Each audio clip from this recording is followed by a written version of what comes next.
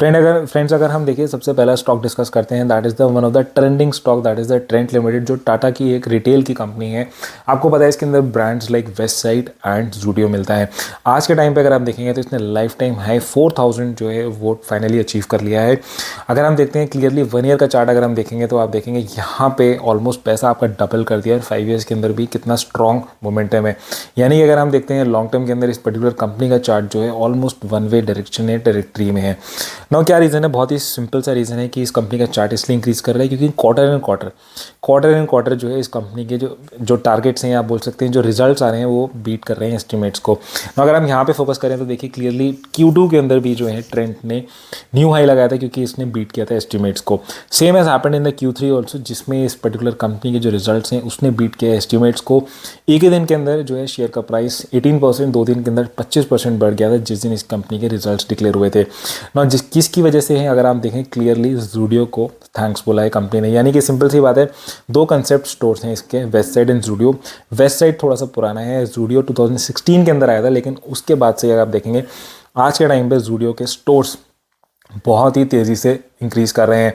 ना अगर हम थोड़ा सा फोकस करते हैं, देखिए यहाँ पे क्लियरली मेंशन है कि जूडियो ने ऑलमोस्ट 450 स्टोर्स हैं वेस्ट साइड के 227। देखिए जूडियो थोड़ा सा वेस्ट साइड से अलग है क्योंकि इसके अंदर आपको रिलेटिवली जो है थोड़े से चीपर आप बोल सकते हैं प्राइस के पर्सपेक्टिव में आपको कपड़े मिलते हैं।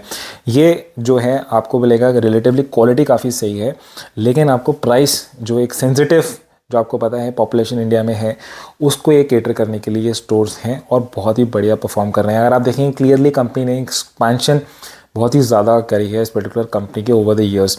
और अगर आप ब्रांड मिक्स भी देखते हैं तो कंपनी ने वेस्ट साइड को अलग रखा है। जूडियो के अंदर अभी के टाइम पे आपको क्लियरली ज़्यादा ब्रांड्स मिल जाते हैं।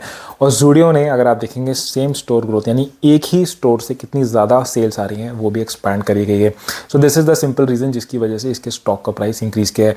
अगर हम देखिए थोड़ा सा फंडामेंटल्स पे फोकस करते हैं तो कंपनी जो है 1,43,000 करोड़ रुपीज़ की है, जो कि बहुत सा जो है काफ़ी बड़ी कंपनी हो गई अभी के टाइम पे।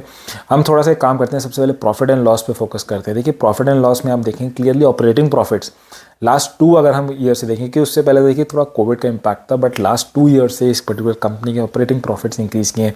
रिटर्न ऑन इक्विटी पे अगर आप फोकस करेंगे तो डबल डिजिट्स के अंदर आए हैं, which is very very important criteria जो ब्रोकरेजेस हाउस भी देखते हैं। Compounded profit growth, stock price double digits के अंदर आपको मिल रहा है ना। अगर हम देखें थोड़ा इन्वेस्टर्स पे फोकस करते हैं तो एफआईज एंड डीएस का अगर आप देखेंगे तो काफ़ी अच्छा सिग्निफिकेंट कॉन्ट्रीब्यूशन है, बट मार्जिनली इन दोनों ने ही डिक्रीज़ किया अपना कॉन्ट्रीब्यूशन, पब्लिक ने इंक्रीज़ किया। And that can be one reason कि इस कंपनी का स्टॉक का प्राइस बहुत ज़्यादा बढ़ गया है, तो थोड़ा सा सेलिंग आई है, थोड़ा सा प्रॉफिट बुकिंग का आप देख सकते हैं इस पर्टिकुलर कंपनी के स्टॉक के अंदर। ना एक काम करते हैं हम थोड़ा सा इस कंपनी का चार्ट अगर हम देखते हैं तो देखिए वन वे डायरेक्शन में है टोटली। ऑलमोस्ट अगर हम नीचे कंपेयर करें तो ये ओवरबॉट जोन के अंदर दिखता है, लेकिन अगर आप देखेंगे इस कंपनी का स्टॉक का प्राइस कितना ज़्यादा मोमेंटम के अंदर है।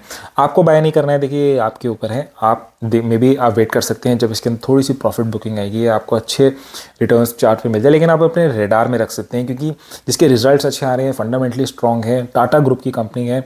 रिटेल के अंदर जब इस टाइम पे और ज़्यादा रिटेल कंपनीज आपको पता है लाइक अदर कंपनीज जो अच्छा परफॉर्म नहीं कर पा रही हैं, लेकिन उस टाइम पे ट्रेंड जो प्रीमियमाइजेशन आपको पता है अभी टाइम पे चल रहा है, लेकिन ये रिलेटिवली चीप होके ब्रांड्स रख के भी काफ़ी बढ़िया परफॉर्म करी है। And that is a good story about this thing.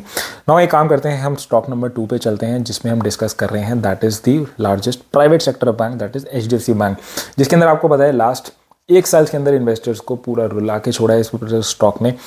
-14% आए हैं और अगर over the years definitely compounding आपको बढ़िया रिजल्ट्स दिए हैं, लेकिन उतना बढ़िया स्टॉक के अंदर प्राइस नहीं दिखा है। लास्ट 5 डेज़ के अंदर देखेंगे तो थोड़ा थोड़ा बॉटम ऐसा लग रहा है बनना स्टार्ट हो गया है, बट आज के टाइम पे थोड़ी सी पॉजिटिव न्यूज़ थी 1-2 दिन पहले से, जिसके अंदर इस स्टॉक के अंदर थोड़ा सा मूवमेंट हो गया, होना स्टार्ट हो गया है। ना कौन सी वो न्यूज़ थी, हम सबसे पहले वो देख लेते हैं कि इस पर्टिकुलर आप देखेंगे, लेकिन उससे पहले आप एक चीज़ सबसे इंपॉर्टेंट मैं दिखाना चाहता हूँ कि अभी के टाइम पे देखिए कौन बाय कर रहा है। HDFC बैंक के अंदर अगर कोई सेल कर रहा है तो कोई बाय भी कर रहा है, राइट। लेकिन हम एक कंसेप्ट पढ़ते हैं कि जब भी कोई अच्छी कंपनी गिरती है तो सेंटीमेंट्स बुरे होते हैं, और सेंटीमेंट जब बुरे होते हैं तो कई लोग इन्वेस्ट जब करना चाहते हैं वो भी नहीं करते हैं। And that is one of the reason कि जो इस टाइम पे इन्वेस्ट करता है वो that can make a big result.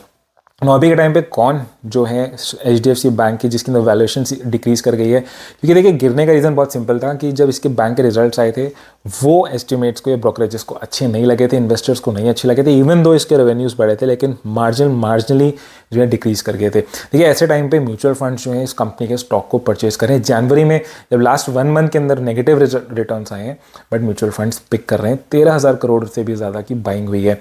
मैं एक चीज़ मैं आपको दिखाता हूँ कि बाय, अगर आप देखते हैं buy low and sell high का क्या मतलब होता है। देखिए डिप बाइंग कौन कर रहा है इस समय, DIS ने HDFC बैंक के अंदर बाकी सारे कंपनीज के कंपैरिजन कितना ज़्यादा बाय किया है, क्योंकि HDFC बैंक जितना गिरा है बाकी सारी कंपनीज उतनी नहीं गिरी है। अगर हम सोल्ड का देखते हैं, यानी कि अगर ICICI, इन्फोसिस, NTPC अगर आप देखें अभी के टाइम पे काफ़ी ये सारी कंपनीज अच्छा परफॉर्म करी, Airtel, Tata Motors and all, यानी कि क्लियरली यहाँ पे प्रॉफिट बुकिंग हो रही है जिसके अंदर जो कंपनीज का स्टॉक का प्राइस बढ़ गया है। जनरली जब कंपनी लोग जो है उसमें इन्वेस्टमेंट स्टार्ट करते हैं और ऐसे टाइम पे थोड़ा उल्टा है, यानी कि जब पैसा स्टॉक का प्राइस गिरता है तो अपनी इन्वेस्टमेंट्स इंक्रीज करनी चाहिए and that is what DIs are doing here which is called as the smart investing. Again अगर हम देखिए थोड़ा सा फोकस करते हैं, अब आज के टाइम पे एक पॉजिटिव न्यूज़ थी कि HDFC बैंक में मॉर्गन स्टैनले ने 49% की अपसाइड दी है, यानी कि स्टॉक का प्राइस बढ़ सकता है।